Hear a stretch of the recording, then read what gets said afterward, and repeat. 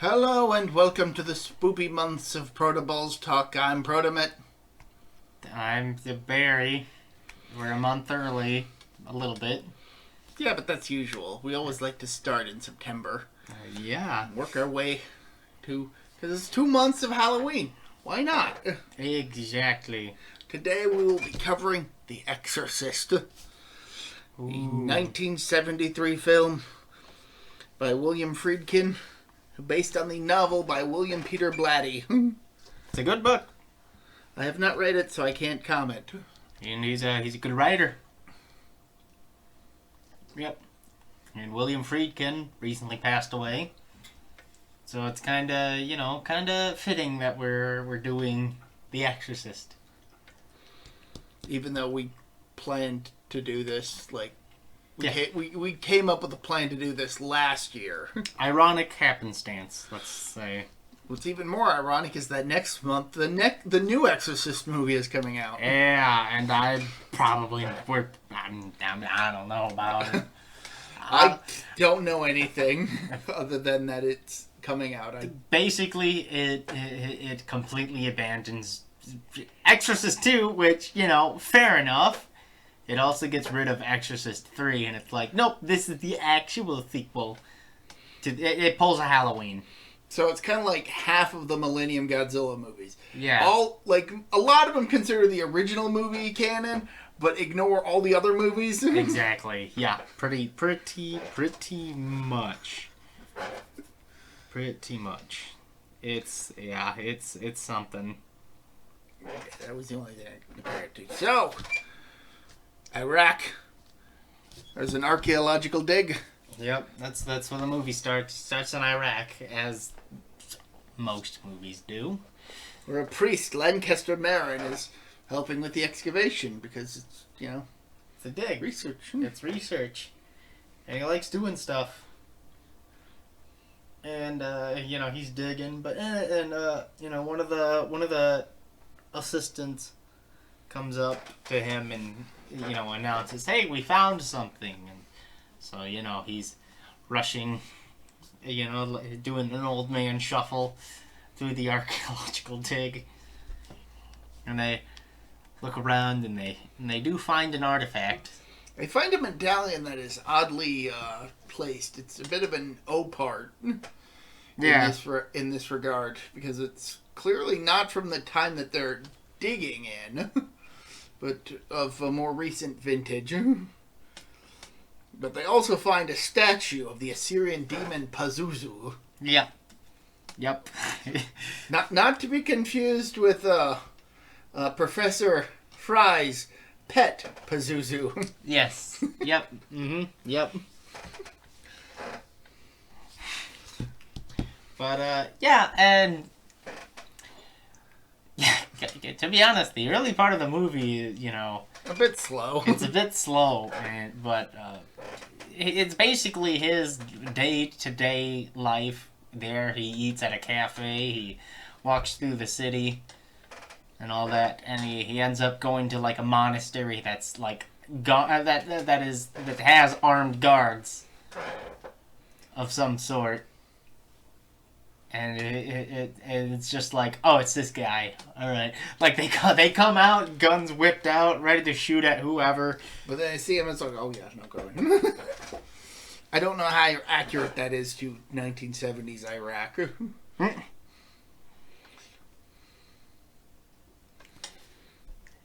Yeah, it's what it is, But I mean, it's like 10, 12 minutes. I don't think it's even that long. Yeah, it's a fairly short scene. It is entirely to introduce us to Father Marin. And the idea of Pazuzu. Who is a big monster. Assyrian demon. So then we go to Washington, D.C., where an actress, Chris McNeil, is filming something with her friend Burke Denning. Yep. But she comes home to spend time with her young daughter Reagan. Yeah. And while all that's going on, we're also introduced to a priest, Father Damien Karras, who is checking in on his ailing mother. And this movie kind of goes in two plot directions before finally converging. Yeah, so it's, it's the day-to-day life of the daughter of an actress. As well as a priest who's losing faith. Who's losing his faith. And that's the whole theme of the movie is, it's about faith and what happens when one loses faith. Eventually the two storylines do intersect, but they actually start off intersecting with Karras actually acting as an extra for one of the scenes. He does show up in one of the early scenes, like in the same place as the actress and everything. And not only that, his friend, Father Karras, is also... We're talking about Father Karras. You're thinking of Father Dreyer. Father Dyer, yeah. Dyer, sorry. Yeah, sorry. Yeah, so Karras is the main priest. Father Dyer is his friend, who is also a friend of Chris. Yeah. And Chris's daughter is played by Linda Blair. In perhaps her most famous role. Yeah. Like... To the point where she almost was typecast for a while. Yeah. When you hit it big, with a movie like The Exorcist as a child actor, there's not really a whole lot of acting prospects left for you. I mean, Macaulay Culkin can attest to that. Yeah. Hey, God bless him. He tried. Culk tried, but The Good Child was not, a stunning piece of theatrical work. I think we'll discuss Karras's plotline first. Well, they both are parallel. They do parallel, but they happen on different courses. Yeah. Like I said, they interweave with each other. The film keeps cutting back and forth between these two plot lines. But I do want to focus first on Karras to establish where he's at by the time he joins the other plot in full. So, like I said, he's looking after his ailing mother. Mm-hmm. And then sometime later, because this movie likes to jump forward in time quite a bit by unspecified amounts. But at some point afterwards, his mother is institutionalized, much to his frustration. And in between his scenes, she winds up dying in the hospital alone, which absolutely breaks him. Right. Because he really cared for his mother, and is just broken and questioning his faith. Yeah, he puts his mother into like a nursing home. Not even a nursing home. He doesn't. Somebody else does. Oh, his brother does, I think. Uncle, maybe. Yeah. But a relative of his does it without consulting him first. There's some explanation. She probably got out and hurt herself or something. But yeah, she's basically sent. She's not sent to a nursing home. She's sent to like a hospice care facility. Like I said, she was institutionalized. Yeah, where like old dementia patients go to die. It's that kind of horrible place. Yeah. And this is the 70s, so like our understanding of mental health or neurological diseases is not. It was better than it was before, as this movie points out later on. Last I checked, Alzheimer's wasn't a thing until like the late 80s, early 90s. It wasn't like a mainstream thing. I'm sure dementia had been, people had known for a long time. People had known for like decades that if you hit your head hard enough repeatedly, you'll get dementia, which is why it's called dementia pugilistica. But I don't think Alzheimer's or like just degenerative dementia was ever really a thing. I don't think it was ever considered in the 70s. I wouldn't know, because I'm not a neurological expert. Yeah, but it's like, it's stuff like that kind of just shows the juxtaposition of just the horrible conditions that this guy's mother is going through, and he can't help.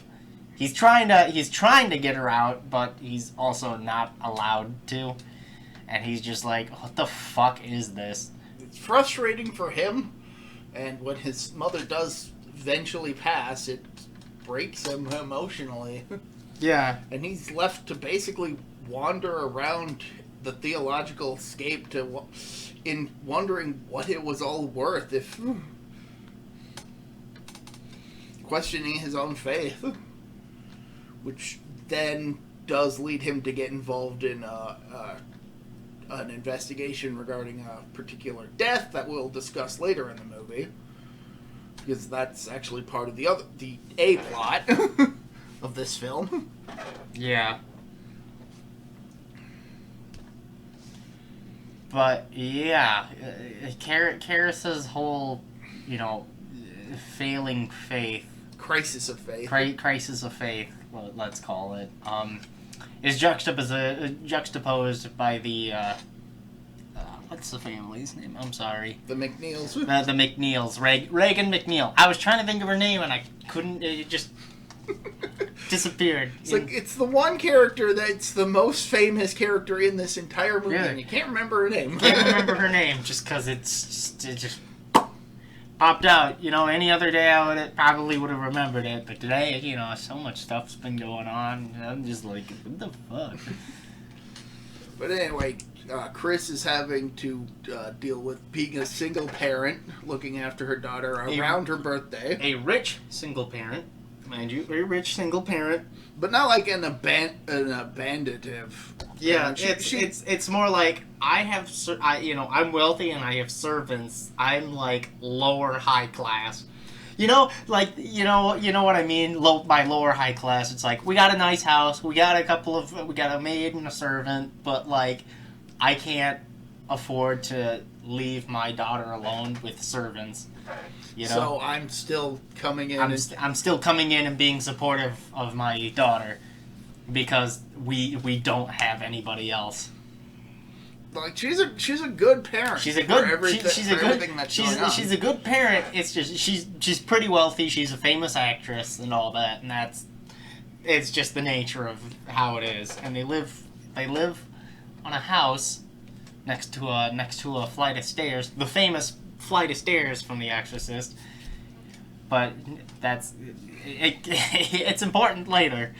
But Chris does end up learning that her daughter had somehow found a Ouija board and knew how to use it. You know what? Okay, so this is an aside. I didn't mention this while we were watching the movie, but people get so fucking freaked out over the fucking Ouija board because Parker Brothers.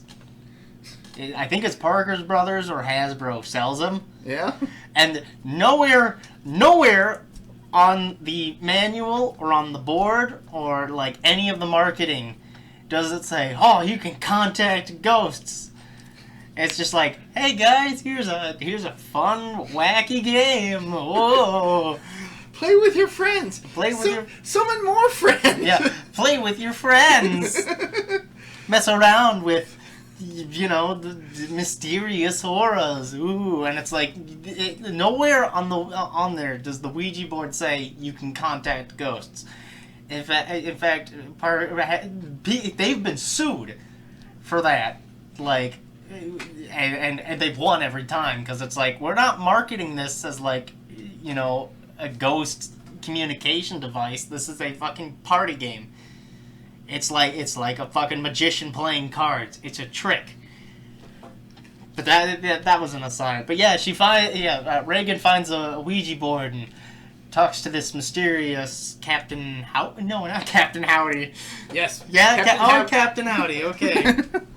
See, I was thinking of Bray Wyatt's Uncle Howdy for a second, which is like a thing he had before he disappeared into the ether and unfortunately died a couple weeks ago. Yeah, Uncle Howdy. Well, Captain Howdy. Captain Howdy, yeah. But things keep progressing. Chris has a party with some friends, including Father Dyer, and Reagan decides to interrupt the party by coming down and pissing on the carpet. Yeah. In a scene that just floors everybody. Yeah, and Father Dyer's there, and there's another character there. I mentioned this while we were watching the movie.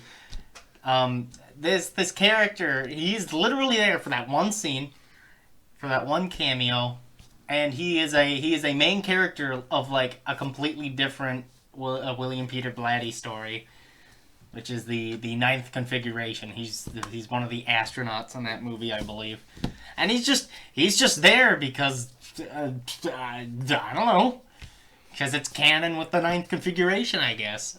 It's just like it's an in joke, I guess, that Friedkin and Blatty put in. I was just like, check this out. It's for a book I'm writing later.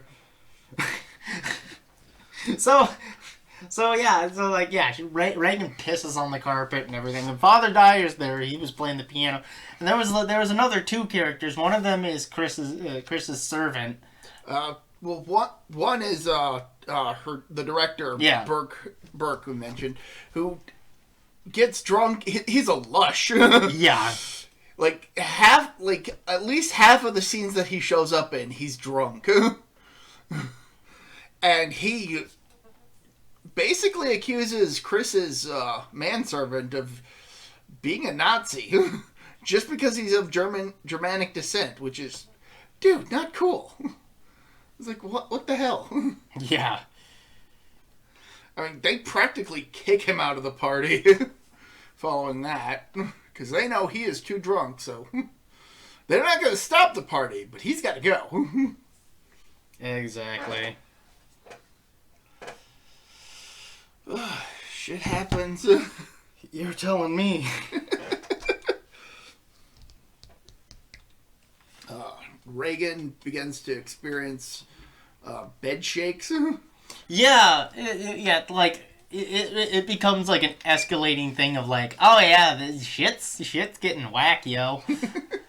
The bed starts shaking, lights turn on and off throughout the house. Chris goes up into the attic to investigate a noise up there and doesn't find anything. She gets jump scared by the German guy, who just happens to also be checking up on the attic, just from a different entrance. Mm-hmm.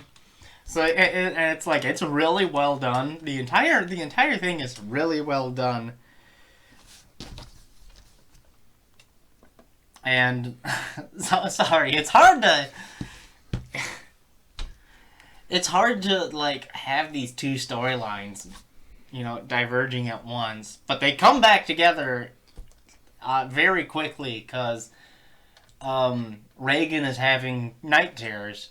She's not sleeping very well, and so they start going to doctors and getting her checked, and there's all sorts of stuff that they're thinking of here and there, and it's like, no, she's like a totally normal teenage girl, like preteen technically. Preteen, she's 12. Yeah. But they at one point put her on Ritalin, which I didn't even know was a thing back then. Right. Like, that's one of the early potential cures, but even with all these tests and stuff, things just keep happening, and her situation gets worse. And I know at one point they try to do an endoscope to try and see if there's anything in her brain. And that was not a pleasant scene to watch. Yeah. That was uncomfortable to watch. Yeah. Because there was a lot of piercing and blood, and it's like... There's a couple of scenes where it's like meticulous, very meticulous. It's like... Yeah, like, they give her... Admittedly, all the medical stuff with the needles, that's what really got me. And the CAT scan and everything, too. All that stuff is really kind of uncomfortable because it's shot in, like, such a sterile detail. It's like, nope, we're not shielding you from this. You're looking at this girl getting injected and getting her blood drawn. Ha! Enjoy it, motherfucker! I didn't. And they can't find anything wrong with her. They come up with all these like bullshit explanations. It's like, oh, you know, she's a teenager. She's a preteen. She's starting to hit puberty. She's going through all these weird things. She's spouting obscenities and all this crap. Yeah. It's. She's scared of needles. She doesn't want to be put to sleep.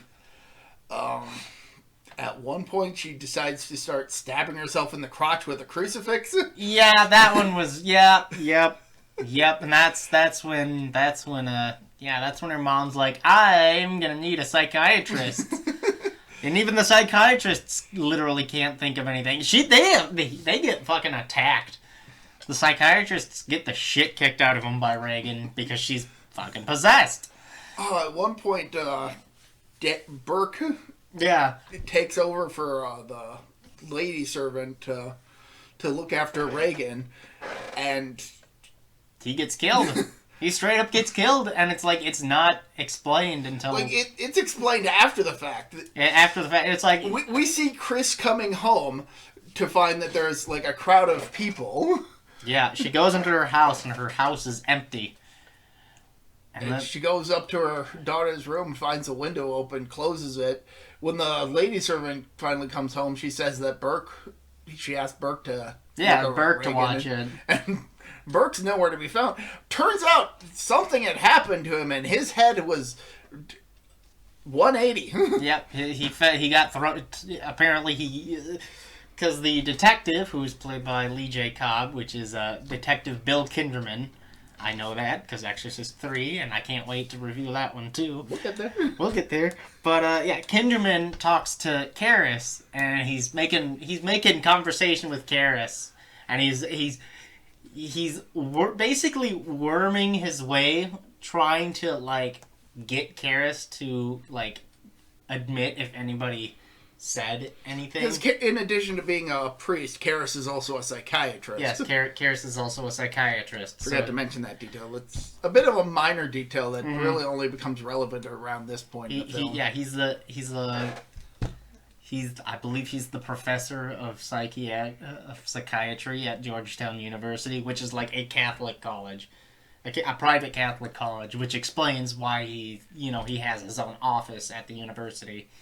And everything, but yeah, Kinderman's trying to goad Karras into like giving up any details, and he tries to bribe him with like, oh, you want to see Othello? And then like very thinly veiled, he just goes, people have been, psychiatrists have been put in prison for withholding client information, about potential murderers, like accessory to murder and all that. And Karras is just like, I'm calling your bluff. I'm not scared. So Kinderman's just like, all right. Getting back to the Reagan plotline, I think it comes to a head when she starts spider walking down the stairs, face up. Yeah. It is.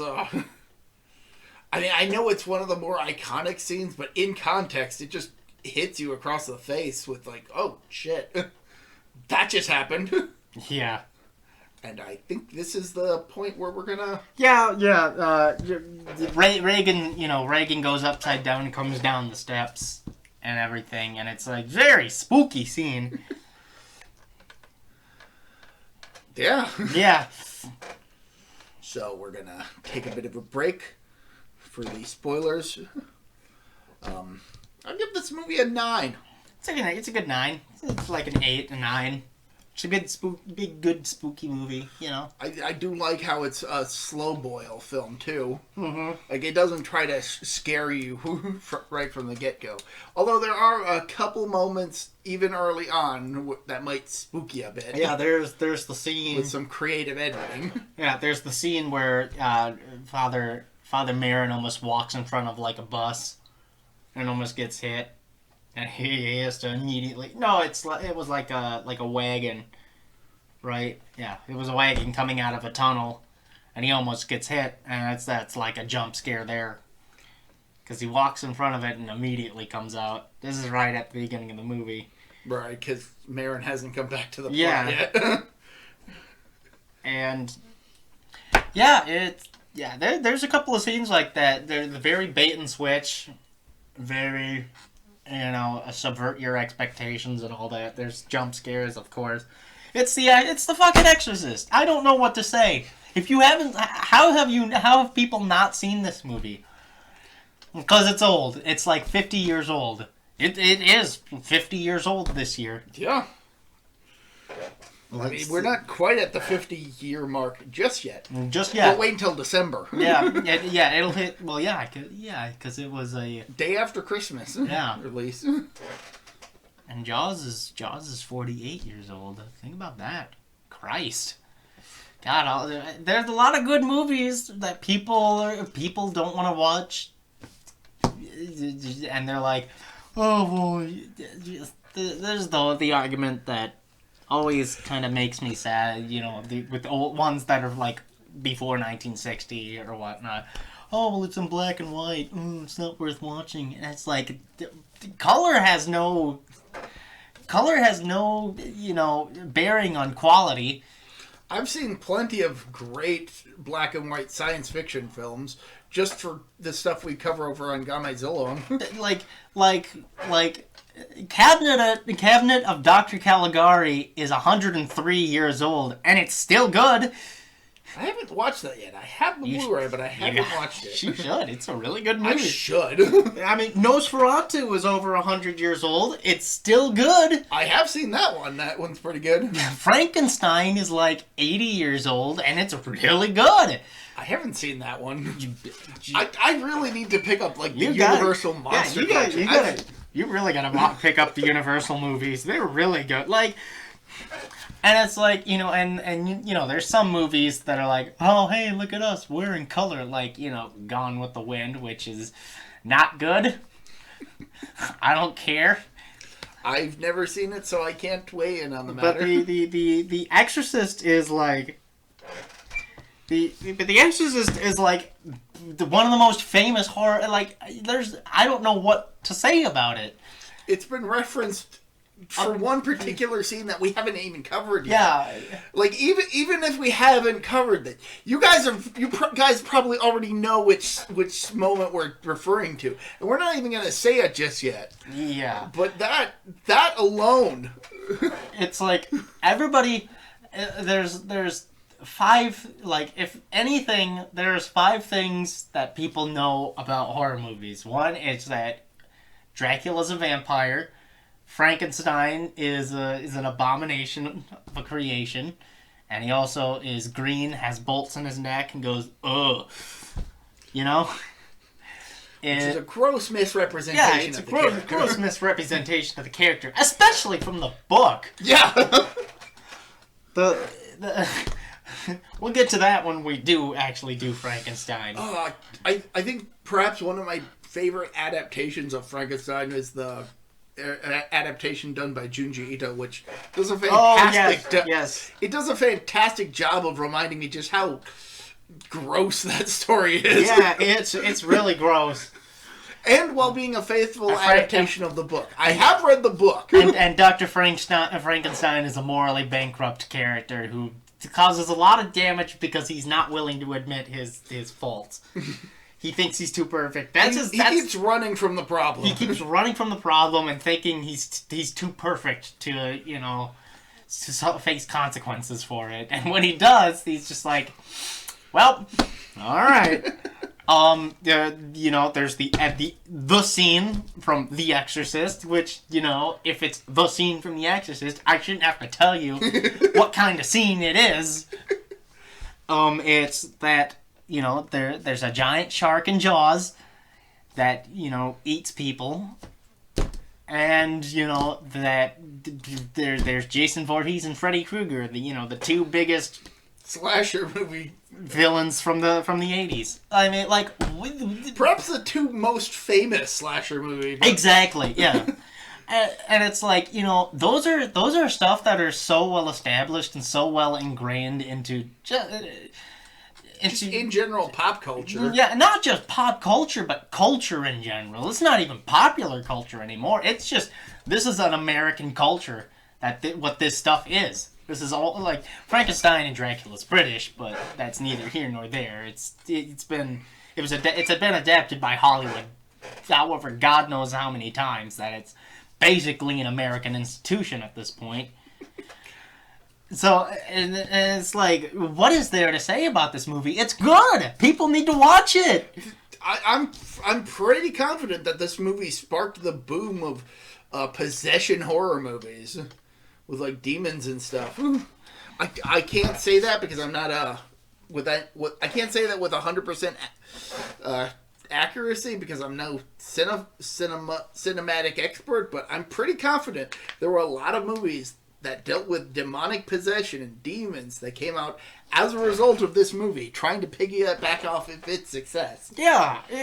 Which kind of muddles the water for some stuff that we understand about exorcism. Well, there's an Exorcist movie that's a dime a dozen now. After The Exorcist, the floodgates just kind of opened. There's The Exorcism of Emily Rose. There's Exorcist 2, The Heretic, which, yeah, we'll get to that one. Sooner than you think. There's unless you know it's just in 15 days, in which case then I guess it's about the same time. Yeah, as there's the Pope's Exorcist. I don't know if you've heard. Oh yeah, that new one that I don't know anything about. Like, Paranormal Activity kind of has a bit of an exorcism, I think. I think that's just more like a haunted house story. And, like, yeah, and Evil Dead. Evil Dead has a bit of an exorcist thing going on, but done in a different way. Oh yeah, definitely. That's its own standalone thing. I would not consider that a ripoff of The Exorcist. Yeah, it's not a ripoff of The Exorcist. I will say that there's a scene from the new Evil Dead movie that came out that it very, I would say, is very heavily influenced by The Exorcist a bit, but it's like it's done in passing. It's a passing thing, whatever. But yeah, The Exorcist is just like, it's one of the most famous horror movies of all time. And it's really good. It's still good. 50 years later. It's kind of ironic that 3 years later the name Damien would become associated with the Antichrist. That's right, yeah. Like, we got this movie which has a Damien as a priest, and he's a good guy. And then 3 years later, we got an evil Damien. And now everybody thinks about that Damien. Exactly. It's crazy. Which, not to knock The Omen, that's a good movie, too. That is one that I have seen. Yeah. It freaked me the fuck out at one point. The Omen's a good movie, too. Yeah, we should cover it at some point. I've got it. Oh. Maybe. Yeah. Oh, yeah, we should definitely watch The Omen, too. No, just kidding. So with that, recommendations? Honestly, I really couldn't think of anything to recommend for this time. I legit couldn't. I tried to think of anything spooky for the Halloween season. I just can't think of anything. And I couldn't think of anything either, to be then honest. I tried to refocus on maybe a story about possession, and really all I'm thinking is Yu-Gi-Oh! And maybe another time. That's like possession in the opposite direction. That's like that's possession in the abstract sense. But yeah, I've really got nothing on recommendations. Yeah, I don't really have any recommendations either, to be honest. I haven't really been doing much. There's a couple of new movies that I've watched, but like one that I would rather we review down the line. But yeah, nothing. Maybe I'll come up with a not terribly, thematically appropriate recommendation for next time. But yeah. For right now, I'm drawing a blank. Yeah, I got nothing. Maybe next week. Who knows? So, okay. So instead of that, let's do something that we have done in the past. Who's your favorite character in this movie? Father Karras. Probably Karras. I like Mirren. I feel he's not in the movie enough to really shine. He's what's the word? He's there as like the old wise mentor. The Obi-Wan Kenobi. He's the Obi-Wan Kenobi of this movie, who wizened beyond his years, has plenty of experience, but unfortunately, he doesn't make it to the end. Spoilers. That's not much of a spoiler. Dude, it's a giant plot point that this guy has like heart medicine. Oh yeah, even early on in the movie, he has to take. He has to take some medicine, and like he is genuinely struggling to take some because he looks like he's about to have a heart attack at any moment, and that does come back later in the movie. Although, on the topic of Father Merrin, looking at him, I can definitely understand why they cast James Wood to parody the character in Scary Movie 4, I think. Oh, I don't remember. I know there is a who is the Leslie Nielsen. There is a Leslie Repossessed.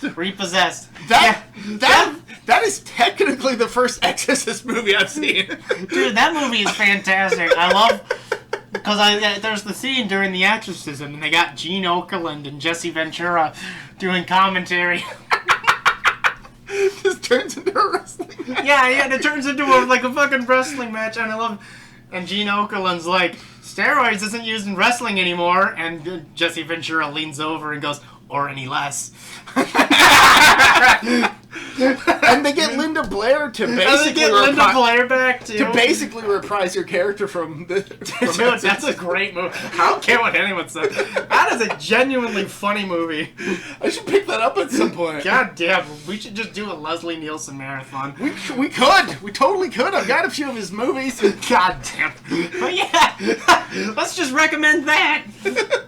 Go watch Leslie Nielsen. Police. I think I've already recommended Police Squad in a previous video. Yeah, you have. Go watch it. It's only 6 episodes long. It should have been longer, but the network thought it was too funny. Yeah, see, that's ridiculous. Yeah, There's nothing stupider than when a studio or a company underestimates the intelligence of its audience. Right. It's like those. I mean, thankfully we got the Naked Gun movies out of it. I'll say this: we're very thankful that Nickelodeon stuck around with The Last Airbender for as long as they did, because a lot of people did not get that show when it came out, and now it's considered like one of the greatest children's show of all time. But it was very well written. Oh, and very subtle with its themes. Or not so subtle in some cases. In some cases, but yeah, that's neither here nor there. That's a topic for another time. But yeah, what's your favorite scene? The scene. I mean, admittedly, the one that stands out the most to me is just the one operating scene where she's getting her blood. Oh yeah, okay. Because of how that literally made me get up from my chair and kind of stand for a bit and not quite walk away, but it's like, oh, this is uncomfortable. The finale, I think it's the climax of the film. I think is probably the most. I mean, it's definitely the most striking moment in the film, and one of the ones that everybody would go to. Exactly. Outside of the one scene. The one scene. Speaking of, shall we get back to it then? All right. So, they go through all these psychiatrists and everything, and eventually one of them is like, have you ever tried exorcism? I know the Catholic Church doesn't like talking about it, but maybe give that a try, because we're out of fucking options here. We can't think of nothing. So eventually Chris manages to get in touch with Karis. And Karis, starts talking to Reagan, and he's like... Well, what I love, and which kind of gets lost in all this, especially with the deluge of possession movies that came out later, was that even Karis is dismissive of an exorcism being effective, because he basically says, we really haven't done exorcisms in, forever, now that we understand mental health better. Yeah, which is I love to think of that as, William Friedkin and William Peter Blatty's sort of fuck the Catholic Church, they don't know shit. Yeah, because it's like, oh, so you've been doing exorcisms for centuries, but since the church understands something new, a new concept of theirs, they've outlawed the old ways because that's not the truth. That a new truth has been revealed to us. Yeah, go fuck yourself, church.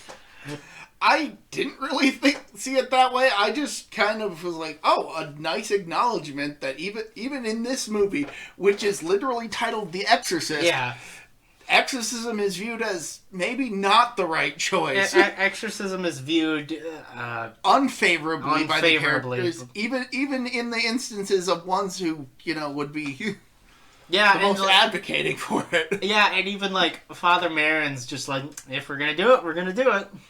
And even Karis is so dismissive of it. It's like, well, he doesn't even want to consider the possibility just because of all the red tape that they'd have to go through. And not only that, he doesn't. He supposing it is true, what does that mean about his faith? And he's not really ready to confront that because he's still dealing with his own theological crisis. By this point in the movie, he's ready to resign. He's ready to quit the church. I think even with his conversations with Reagan, he tries to come up with just about any way to disprove this as being a possession, even to the point of lying about using holy water. Yeah, because he tries using holy water. I have air quotes here on Reagan, and she responds to it, but then Karis reveals to her mother in private that it was just tap water. And considering that the demon that's possessing Reagan is calling itself the devil, he's like, yeah, that's like somebody claiming they're Napoleon. Mm-hmm. I'm not going to take that seriously.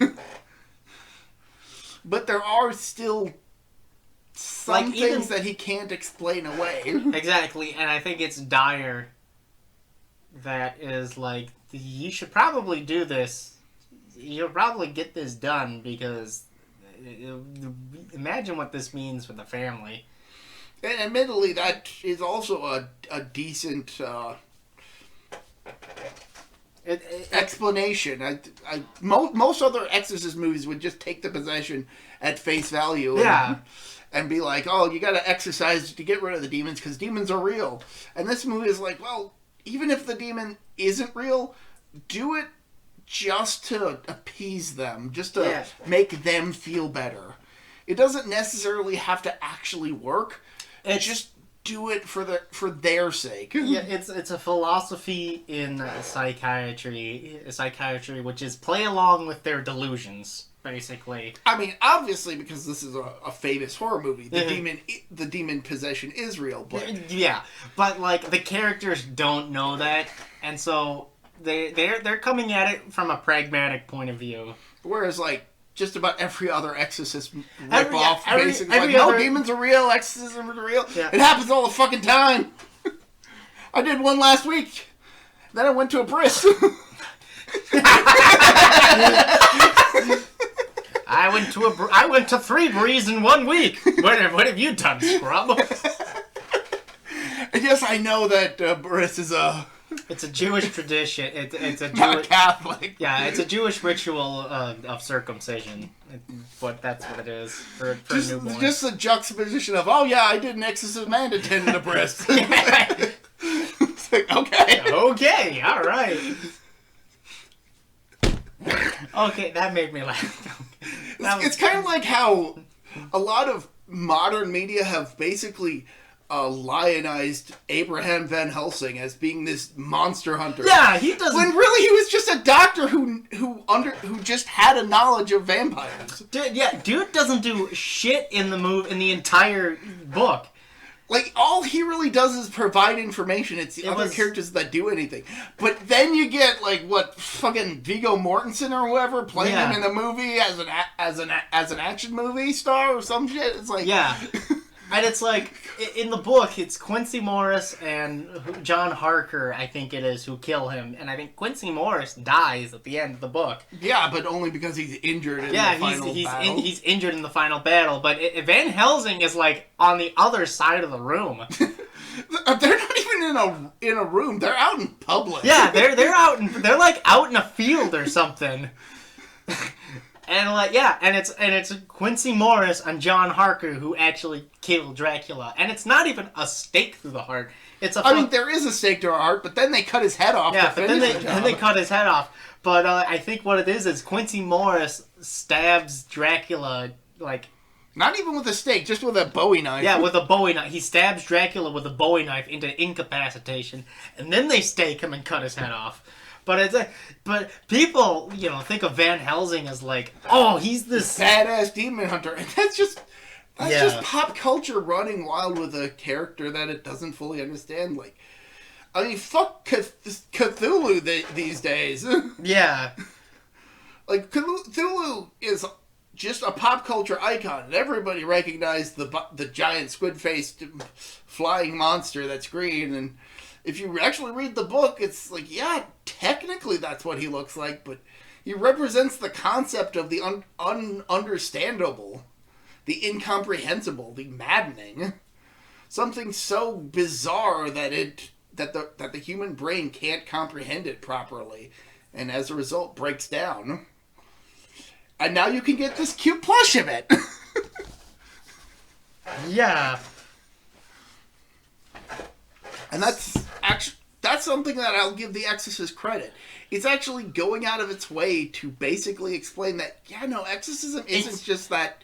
It is deliberately going out of its way to discredit itself before revealing the need for it. The need for it. And what tips Father Karras into doing it is when he records Reagan speaking English backwards. And he initially thinks it's another language, but then I think Dyer, somebody with a linguistic degree listens to it and is like, yeah, no, that's not a foreign language. That's just English backwards. Yeah, there's an unseen character, and she's referenced in the third movie only as being the one to basically figure out that it's English backwards, but we'll get to that in the third movie because she's referenced offhand, but she is like pivotal to the plot, essentially. But another priest is like, oh yeah, this is English backwards. Check this out. And so Karras ultimately is like, well, I guess we're doing the exorcism then, and he goes to his superiors at the church. At the church, and he's like, yeah, I know this sounds crazy and all that, but yeah, almost as crazy as that defaced Virgin Mary earlier that had tits and a penis. Yeah, okay, yeah. Like, that just happens. No clue why. Like, it just... The best explanation is that it's vandals who are unrelated to the actual rest of the plot. It just happens. Like, it is completely disconnected from the rest of the film. It's like, what the... Yeah, what can you do? But, I mean, I actually kind of forgot about it for a good chunk of this. That's why I'm only mentioning it now. Because, like, yeah, no, that happened. Uh-huh. But anyway. So they get approval for the exorcism, and there's a big conversation to be had. It's like, well, nobody here has any experience in exorcisms. What about Father Marin? What about he come back recently? Yeah, what about Father Marin? He came back like last month, and they're like, well, all right. I mean, he's getting up there in age, but he does have the experience. He does have the experience. He did heal a child in Africa. Like, even the Catholics aren't exactly stumbling over each other trying to do the exorcism. Yeah, which is completely different in other exorcism Right. movies. Once again, where it's like, no, I'm gonna do it. I gotta do it. No. Like practically the priest in the other movies was like, your daughter's possessed. We gotta do an exorcism. We gotta do an exorcism. I'll do it. No, I'll do it. No, I'll do it. Next thing you know, get out of the way. It's me, the Pope. I'll do it. Like, come on, guys. It's me, the Bishop of Canterbury. Like an important... It's Pope Van Helsing III. Yeah, right. It's me, Pope Alexander the 12th. Let's go. And it's just like, what the fuck? Here it's just like, oh no, Father Marin has experience. Send Karras there too. Well, Karras actually volunteers to be part of the... Yeah. Like, they initially don't want him to be a part, but he's volunteering, so it's like, well, if Marin says it's okay, then yeah, sure. And so we get to the crux of the movie. This is basically, for the next 20 minutes, this is the climax of the film. We also forgot to mention the vomit scene, but that just kind of casually happened during Karras' investigation into Reagan. Reagan vomits up like green shit, but like that's like not even the grossest thing that happened. It's one of the most famous parts of the film, and it just kind of happens in an offhand scene. Yeah, it happens in an offhand scene. To the point where we kind of forgot that. I thought it happened later during the scene. And it's like, well, it does. I mean, eventually. Yeah, but... she does it again when Marin gets there. Right. But no, that's not even the grossest thing that Reagan does. I'm pretty sure the crucifix to the crotch. Yeah, is a lot worse. Yeah. And yeah. So anyway, Marin and Karras go to the McNeil house and they begin performing the rites of exorcism. And it's a very good scene. It's a very good scene, very chilling. Definitely recommend people watch it in its entirety. The demon tries to goad Karras into breaking the ceremony by basically taunting him with his dead mother, imitating its voice. Which is, it's such a dick move. It just casually, like, your mother sucks cocks in hell, is another iconic line from the movie, and it's just casually tossed out there. Yeah. Like, it's not even a big scene, it's just like, your mother sucks cocks in hell. Just keep going. I mean, meanwhile, Marin is all business. He gives no fucks. He ain't letting shit stop him doing anything. Even like when he gets vomited on, he's just like, clean off my glasses. Keeps going. Let's continue. Like, he is very professional during all this. Karras, of course, is the one. And it's like, and you know what? And it's like, the possessed Reagan is like, yes, it's nice to meet you again. Like they have like a history of this.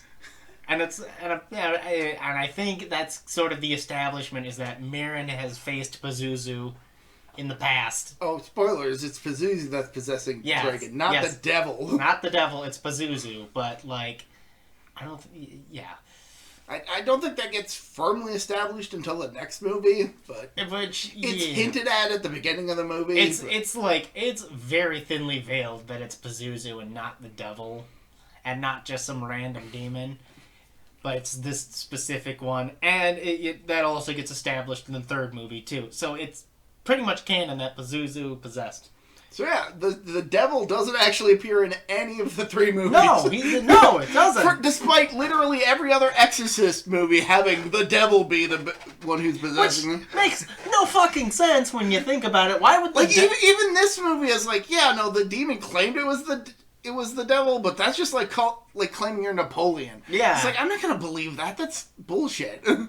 It makes no sense in other movies, to be honest. Like, think about it. It makes zero sense in other movies for the devil to do such a lowborn task.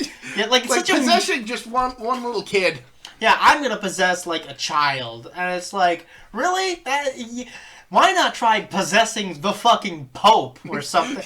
You know, go big or go home. Jesus. Maybe that's what the Pope's Exorcist is about. Yeah, it might be actually. I don't know. I haven't seen it. I'm just assuming that the film is about an exorcist employed by the Pope. Yeah, right. Yeah. But if that's what the plot twist is, then maybe it's worth checking out. Or my favorite is the M. Night Shyamalan movie, The Devil. Where it's a fucking elevator.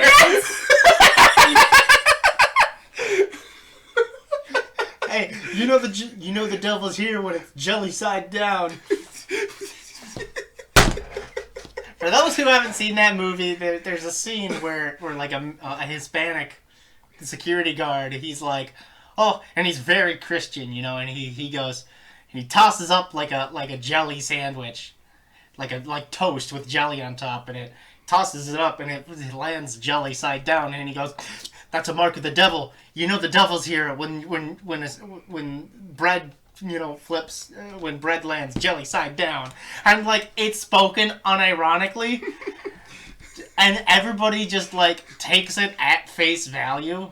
And then, here I am. I haven't even seen the movie. I'm just hearing that. It's like, yeah, but doesn't bread just do that automatically anyway because of the center of gravity? Right, exactly. But this is an M. Night Shyamalan movie. Logic doesn't make sense here. Admittedly, this was like post-happening, so by this point he wasn't really giving too much of a crap about this was the movie immediately after The Village where everyone knew what the twist was, like right at the beginning of the movie. Yeah.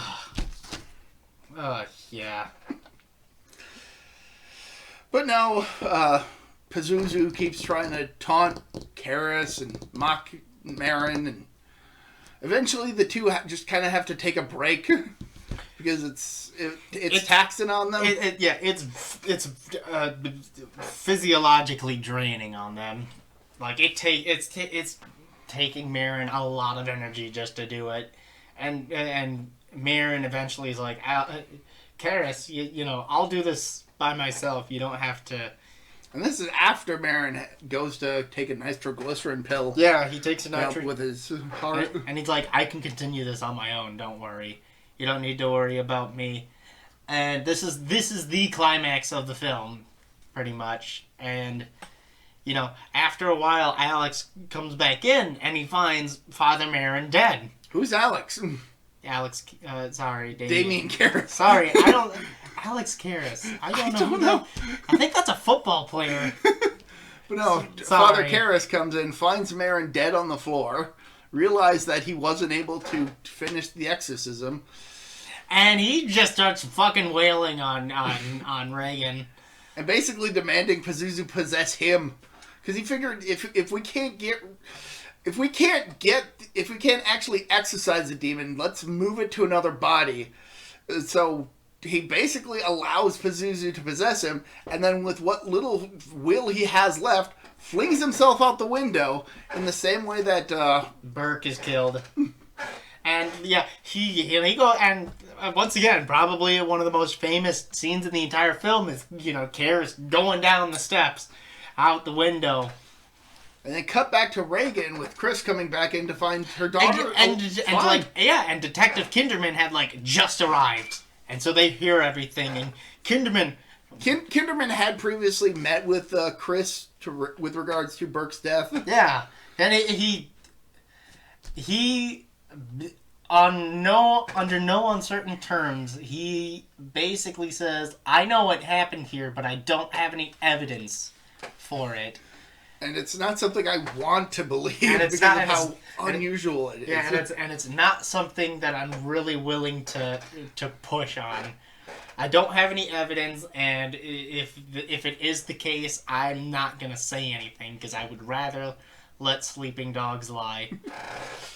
But so yeah, he's there. He confirms Marin's death or Karras' death. Yep. And he looks out the window and it basically confirms his suspicions of what happened, that Reagan pushed Burke out the window.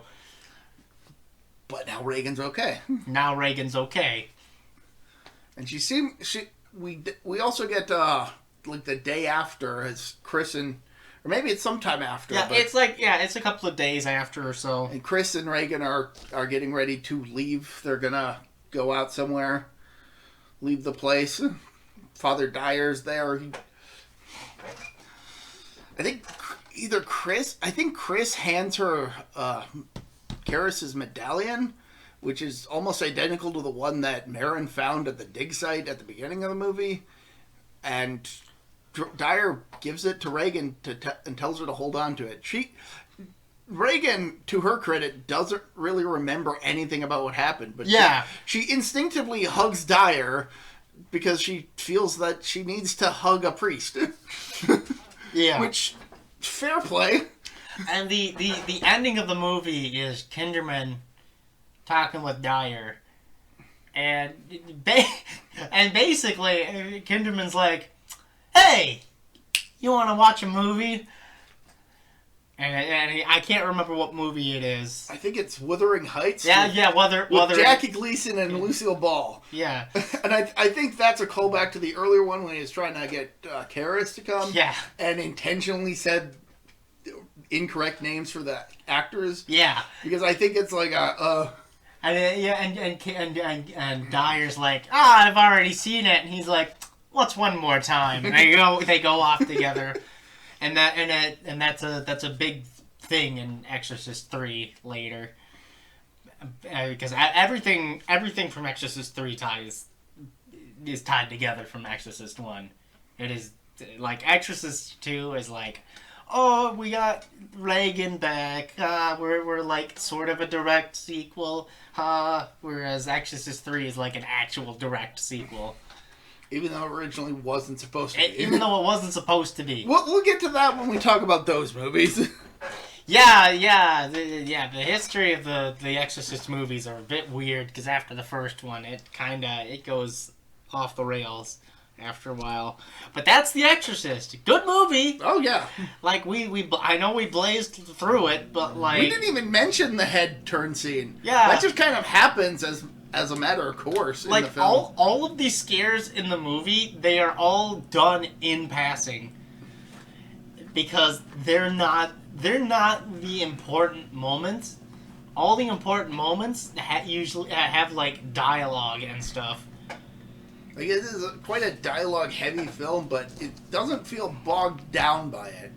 It feels like this is a horrible thing that's happening, and characters need to talk about it. Yeah. Just to help convey just how terrible the situation is, but also developing themselves as characters.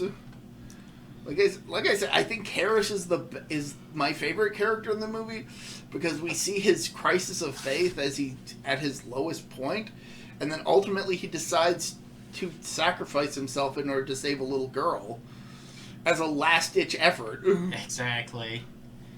It's a really good movie, but what else can we say? What else is there to say? Go watch The Exorcist. Watch The Exorcist. Halloween's coming up. It's a perfect time for it. If you've never seen The Exorcist, fucking watch it. And if you have seen The Exorcist, hey, what's one more time? As Detective Kinderman says. So with that, anything else that we need to talk about? I can't think of anything. Halloween's coming up, and it seems like only last year that we watched some movies from the 40s and 50s. What a time to be alive. What was it that we watched last year? We watched The Black Cat, and or was that the year before? I think that was the year before. No, we watched Vincent Price last year. Yes, Vincent Price was last year. Vincent Price was last year. I was trying to remember. And we ended... I think we were planning on watching The Black Cat with Vincent Price, but it wasn't on the Blu-ray set that I had. wasn't available. So we had to settle for The Raven. It's just a decent film, yeah. It's a decent film. Yeah. No, we didn't watch The Raven. No, we watched Abominable Dr. Phibes. Yeah, Dr. Phibes. I even said Dr. Morbius. House on Haunted Hill, Abominable Dr. Phibes, and Witchfinder General. Witchfinder General. And yeah, what a trio of movies that was. Yeah. And this year, what are we doing? We're doing The Exorcist. We're doing The Exorcist. Of course, the special Halloween movie that You should go without saying. and that we're really dreading. But I think this is about time for us to go. So with that said, thank you everybody for watching. I'm ProtoMet. This is Barry, and we'll see you all later at an hour and 5 minutes. That was that we stormed through that one. Not really a whole lot to talk about with the movie. Actually, now that I think we said more than me and Tank did yesterday for a different podcast. What was that one? You'll have to wait until the end of the month to find out. Oh, I see. You can't give me insider information. Oh, I see. All right. Goodbye. So, see ya.